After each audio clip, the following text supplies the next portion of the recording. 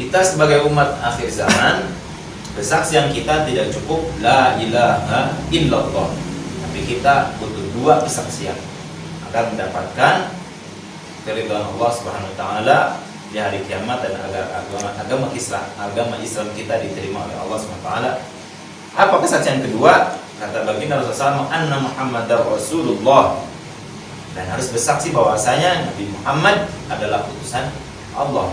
Harus mengakui, mengetahui, menyadari, ya, mengimani bahwasanya Nabi Muhammad adalah utusan Allah, bukan Tuhan yang kedua, bukan pula musuhnya Allah, bukan pula manusia biasa yang bukan nabi dan bukan utusan. Tapi kita harus akui bahwa sosok manusia yang dinamai dengan Muhammad, dan dia adalah putra Abdullah yang lahir sekitar 1500 tahun yang lalu kurang lebih, ya.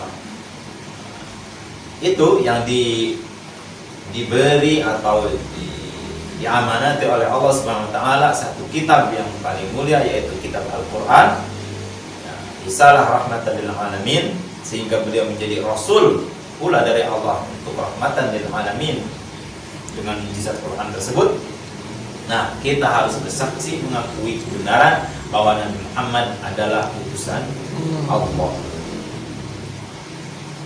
Cacat ini, maka cacat pula tauhid kita. Jangan kita terlalu mengagungkan baginda Nabi Muhammad SAW sehingga kita menyamakan baginda Nabi dengan Allah untuk musyrik, ya, atau pula kita terlalu menganggap Nabi Muhammad sebagai orang biasa sehingga kita menghina sosok Nabi, sosok guru, sosok imamnya para nabi, imamnya para rasul. Kita tidak bisa. Beliau memang manusia biasa, tapi beliau punya keistimewaan. Beliau punya keistimewaan yang tidak ada pada manusia yang lain. Wa innaka la'ala khuluqin 'adzim. Sesungguhnya engkau wahai nabiku Nabi Muhammad, kata Allah, la'ala khuluqin 'adzim, benar-benar ada pada akhlak yang paling agung atau akhlak yang sangat agung. Kemudian rukun Islam yang kedua yaitu wa iqamus shalah, mendirikan salat. Syahadat hilang, cacat. Salat hilang, cacat. Apa salat? Salat kalau didefinisikan bahasa artinya doa. Ada lagi kalau kita ambil kalau sholat itu ditujukan kepada dari manusia ke manusia, itu juga doa. Tapi bukan kita berdoa ke manusia, tapi artinya kita mendoakan manusia. Seperti ini, as-sholatu ala nabi, ya, bersolawat kepada Nabi atau bersolat kepada Nabi, maksudnya mendoakan Nabi. As-sholatu ala nabi, Rasulullah SAW mengajarkan cara bersolat yang paling tepat atau paling singkat dan tepat adalah Allahumma sholli ala Muhammad, gitu. Ya Allah, limpahkanlah sholatmu kepada Nabi Muhammad SAW. Nah, mana sholat yang ini artinya bukan doa. Artinya sholatnya Allah kepada baginda Nabi SAW bukan doanya, tapi apa? Rahmatnya Allah, cintanya Allah, wilayahnya Allah, belaannya Allah. Jadi Allah dengan melimpahkan sholat kepada hambanya, artinya Allah mencintainya, Allah merahmatinya, Allah membelanya, Allah akan selalu berada di pihaknya. Nah, itu. Artinya kalau kita bilang Allahumma sholli ala Sayyidina Muhammad, nah, kurang lebih mananya, ya Allah, limpahkanlah rahmatmu, limpahkanlah cintamu, limpahkanlah belaanmu, limpahkanlah kasih sayangmu yang sebanyak-banyaknya kepada baginda Nabi Muhammad sallallahu alaihi wasallam. Nah, itu kurang lebih mananya. Tapi kalau sholat yang di sini, wa iqamus sholat di sini maksudnya apa? Sholat yang kalau kita ingat sebuah hadis, shollu kama ra'aitumuni usolli. Rasulullah pernah bilang, sholatlah kalian sebagaimana kalian melihat aku sholat. Nah, sholat yang ini yang dimaksud, yang mana? Yang biasa, yaitu sholat 5 waktu. Dari mulai kalau terbit fajar berarti subuh, kemudian ketika tengah matahari ya dari mulai tergelincir zuhur, kemudian di sore hari waktu asar sholat asar, waktu maghrib sholat maghrib dan isya. Nah itu yang dimaksud berdirikan sholat adalah sholat 5 waktu maksudnya. Apabila sholatnya ini sholat saking pentingnya sampai di hadis yang lain bagi Rasulullah bersabda,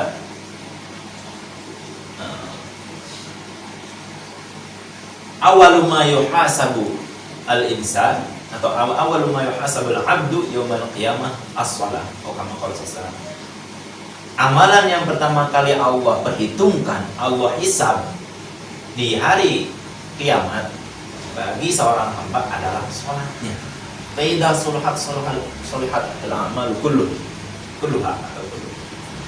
Wa idza fasada kullu. Apabila sholatnya rusak, tidak diterima, maka yang lainnya dianggap rusak.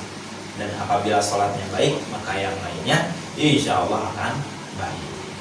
Bahkan Allah Ta'ala berfirman, inna sholata tanha 'anil fahsya'i wan munkar. Sesungguhnya sholat seorang hamba itu dapat mencegahnya dari perbuatan keji dan perbuatan yang diingkari oleh agama. Ya. Betapa pentingnya sholat. Kendati demikian, tanpa syahadat sholat tidak diterima. Jadi syahadat dulu, karena syahadat ini dalam sebuah hadis katakan bagaimana Rasulullah bersabda, Miftahul jannati la ilaha illallah Muhammadur Rasulullah sallallahu alaihi wasallam. Kunci atau pembuka pintu surga itu adalah kalimat la ilaha illallah Muhammadur Rasulullah sallallahu alaihi wasallam. Artinya tanpa bersyahadat, tanpa kesaksian la ilaha illallah Muhammadur Rasulullah sallallahu alaihi wasallam, maka orang mau sholat berapa ribu rakaat pun seumur hidup setiap waktu nggak akan terima. Mau zakat sebanyak apapun tidak diterima, mau ibadah haji setiap tahun pun tidak diterima, bahkan mau puasa sepanjang tahun pun tidak ada artinya. Jadi syahadat dulu baru sholat. Setelah sholat kata Nabi SAW, wa ita'uz zakat, menunaikan zakat. Di antara zakat ada zakat fitrah yang ditunaikan pada sebelum Idul Fitri, sebelum khatib naik mimbar pada Idul Fitri. Itu zakat fitrah. Kalau zakat fitrah, para ulama menyimpulkan bahwa yang dimaksud dengan zakat fitrah adalah untuk atau hikmahnya adalah membersihkan badan, mensucikan badan ya, dari dosa-dosa ya, minimal dosa-dosa kecil, mudah dosa besar juga dihapuskan oleh Allah SWT dengan zakat fitrah. Namun kendati demikian, para ulama mengatakan untuk dosa besar harus dengan taubat khusus. Kemudian ada lagi zakatul mal, dari mulai zakat emas perak, ada lagi zakat pertanian, ada lagi zakat perdagangan, gitu ya. Ada lagi zakat peternakan, masing-masing ada takaran dan ukurannya. Atau yang paling umum, hampir semua orang punya adalah zakatul mal, yang dikiaskan dengan emas dan perak, zakat harta. Itu kadarnya sedikit, hanya 1 dari 40 atau 1/40 alias 2,5%. Kalau misalnya kita punya uang 40 juta dan 40 juta itu sampai nisab, maka zakatnya hanya 1 juta. Andai punya uang 40 dolar, kemudian 40 dolar itu ternyata nyampe nisab, maka zakatnya hanya 1 dolar.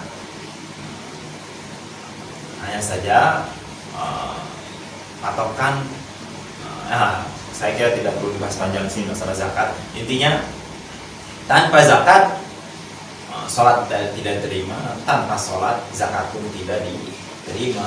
Nah, demikian karena Allah Ta'ala selalu menyandingkan perintah sholat dengan zakat. Banyak ayatnya. Seringkali Allah menyandingkan perintah sholat seperti Allah aqimus sholat wa atuz zakat, aqimus sholat wa atuz zakat, itu banyak ya, saking pentingnya. Sampai-sampai Allah Ta'ala menyinggung orang yang tidak mau zakat dengan surat wailul lil musallin, celakalah bagi orang-orang yang sholat. Siapa? Di antaranya adalah alladzina hum wa yamna'una ma'un. Di antaranya orang yang mencegah kebaikan. Apa yang mencegah kebaikan? Di antaranya mencegah daripada zakat. Dia nggak mau zakat dan bahkan dia nggak ngajakin orang untuk nggak zakat. Ini orang yang nggak zakat seperti ini, naudzubillah tadi apalagi sampai ngajak orang untuk meninggalkan zakat. Wailul lil musallin, maka sholatnya dia hanya menjadi kecelakaan. Allah tidak menerima, naudzubillah min dzalik. Padahal zakat mal itu untuk membersihkan harta, bahkan jadi benteng. Dalam sebuah riwayat ada sebuah hadis menyebutkan hasinu amwalakum bizakah, hasinu amwalakum bizakah wadawu mardokum bisodaqah. Bentengilah harta kalian dengan zakat. Artinya dengan zakat kita aman daripada yang haram. Sebetulnya orang yang tidak berzakat itu dia makan harta yang haram tanpa mencuri. Makan harta yang haram tanpa mencuri, tanpa korupsi ke orang lain, tanpa kelihatan mencuri, tanpa kelihatan korupsi, tanpa kelihatan merampok, tanpa kelihatan. Kenapa? Karena orang yang tidak berzakat artinya dia makan hak orang lain yang mana? Yang 2,5% minimal. Atau kalau zakat pertanian 10% atau 5%. Kalau zakat zakat ternak, ada yang 1 ekor, yang 2 ekor dengan jumlahnya. Dia dengan tidak berzakat, dia artinya sudah sudah mengambil hak fakir miskin, hak orang-orang ibnu sabil atau fisabilillah atau al-gharimin. Banyak 8 golongan orang yang berhak menerima zakat. Kita kalau tidak berzakat artinya kita ngerampok mereka sekarang. Kita makan hak mereka tanpa kita sadari. Naudzubillah min dzalik. Maka jangan heran kalau kita mengaku beriman terus kita sakit di saat kita enggak zakat. Jangan heran. Mungkin itu penyakit datang karena kita tidak berzakat. Gimana kalau saya udah zakat tapi kok saya tetap sakit? Itu berarti insya Allah hanya ujian. Beda loh. Ada penyakit yang namanya musibah, tidak selamanya ujian. Ujian itu bagi orang yang beriman, yang sudah beramal soleh. Misalnya gitu lah. Orang yang taat, yang beriman, datang kepada Allah, diberi musibah, itu musibah berarti ujian. Tapi bagi orang yang melanggar atau mungkin lupa, itu musibah bukan ujian. Apa? Minimal untuk peringatan. Naudzubillah kalau itu hukuman, naudzubillah min dzalik. Mudah-mudahan itu hanya sebatas peringatan. Apabila di antara kita ada yang mungkin lupa tidak pernah berzakat, padahal gaji dia itu selama setahun, kalau mau dihitung, misalkan dia ngambil pendapat yang mengkiaskan dengan emas. Anggap emas itu 1 juta 1 gram. Sekarang kita ambil nisab menurut kebanyakan ulama kisaran 83 sekian atau 84 gram sekian. Anggap bulatkan 85 gram. Kita biar gampang hitung maksudnya. 85 gram berarti kalau 1 gram 1 juta, 85 juta. 1 bulan misalnya dia gajinya berapa? 10 juta. 10 juta dikali 1 tahun berarti 120 juta. Nyampe nih sob. Makanya banyak ulama kontemporer atau ulama khalaf yang sekarang mewajibkan zakat bagi orang-orang yang punya gaji atau upah bulanan, per bulannya zakatin gitu, ya. Ngambil aman, udah taat sama ulama ya. Taat sama siapa lagi kita, ya. Tidak ada yang lebih dekat dengan baginda Nabi Muhammad SAW kecuali mereka, para guru-guru kita, para ulama.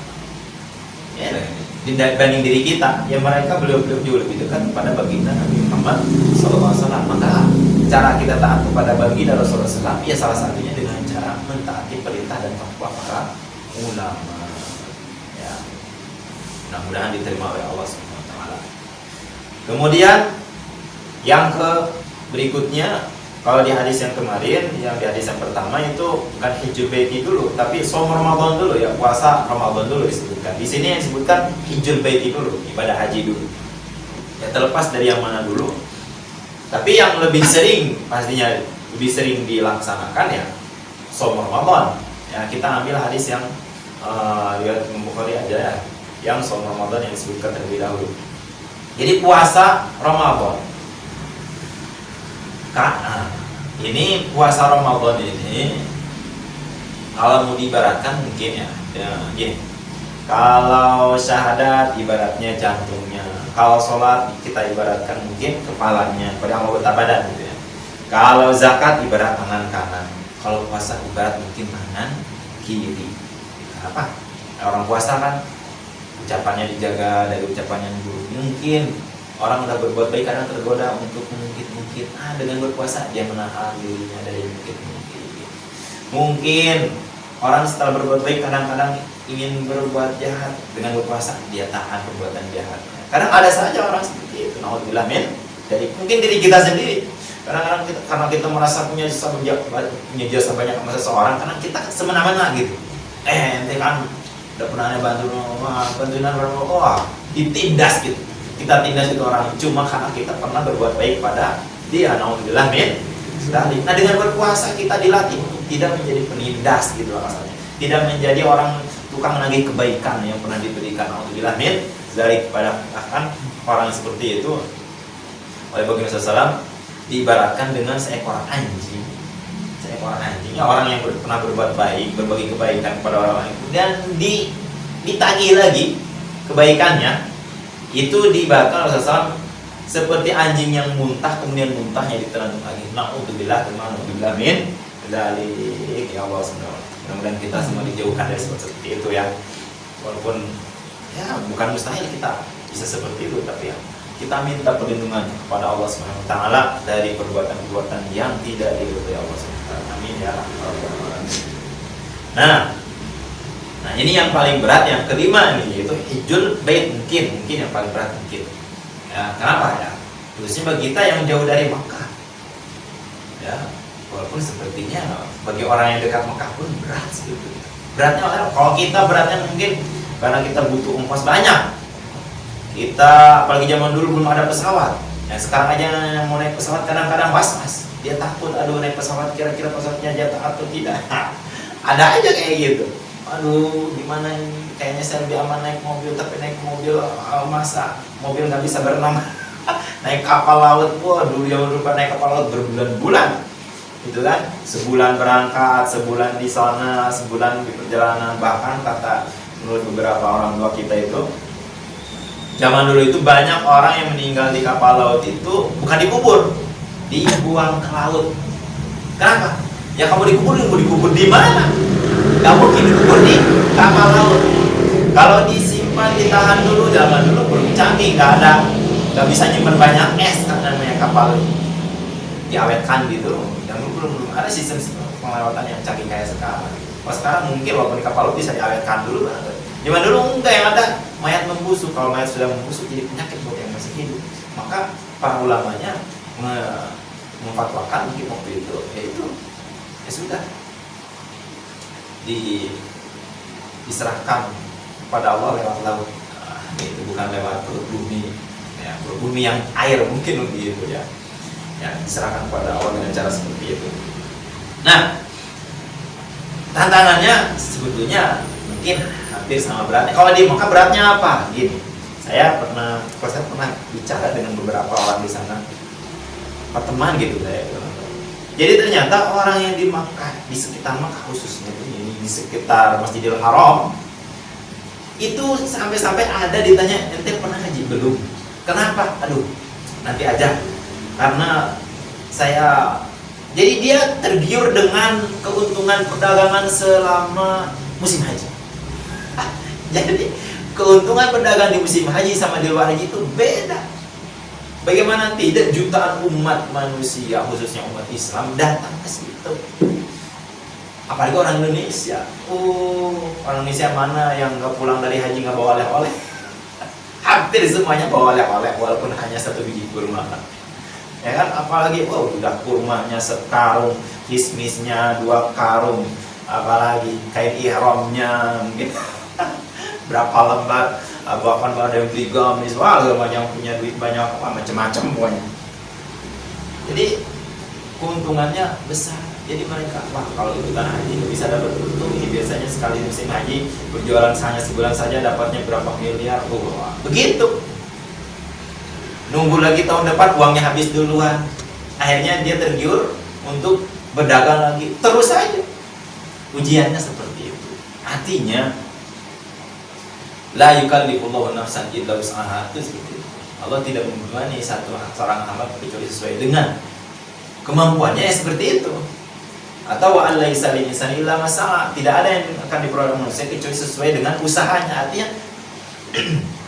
orang yang di dekat dengan Ka'bah ataupun yang jauh dengan Ka'bah, ujiannya tetap sama-sama berat, hanya saja mungkin bentuknya berbeda saja. Ya, kita mungkin bilang, kata orang sudah bilang, bojinya,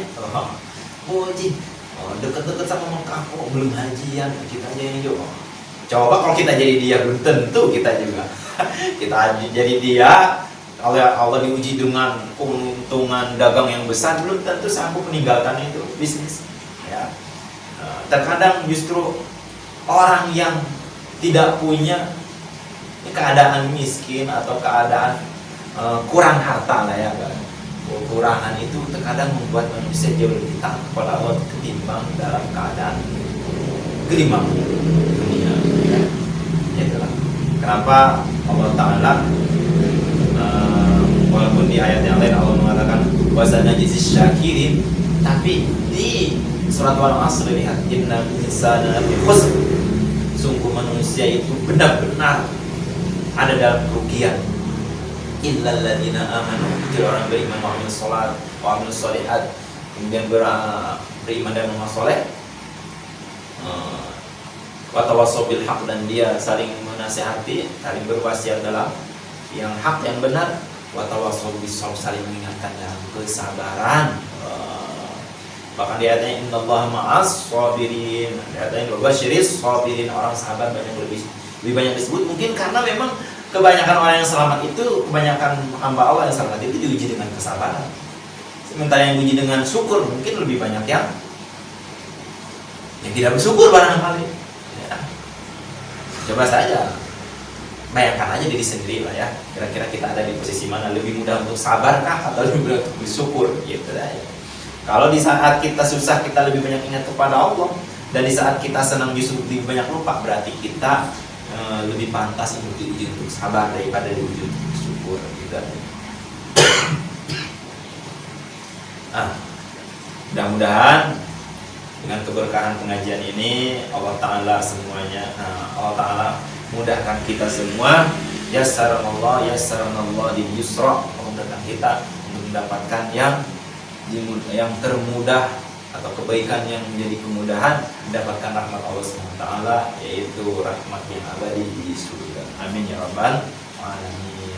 Sebagaimana Rasulullah SAW bersabda, man salaka thariqan yatlubu bihi man sahalallahu lahu tariqan ilal jannah, barang siapa menempuh perjalanan atau menempuh satu perjuangan, yatlubu bihi man, untuk menuntut ilmu, sahalallahu lahu tariqan ilal jannah, Allah akan mudahkan dia pun jalan menuju surga. Amin ya rabbal alamin. Semoga bermanfaat, khususnya buat diri saya dan umumnya untuk para pendengar sekalian, para penonton sekalian. Kesalahan dari saya pribadi, yang benar hanya dari Allah dan Rasulnya. Wallahu muwaffiq ila aqwamit thoriq, wa assalamualaikum warahmatullahi wabarakatuh.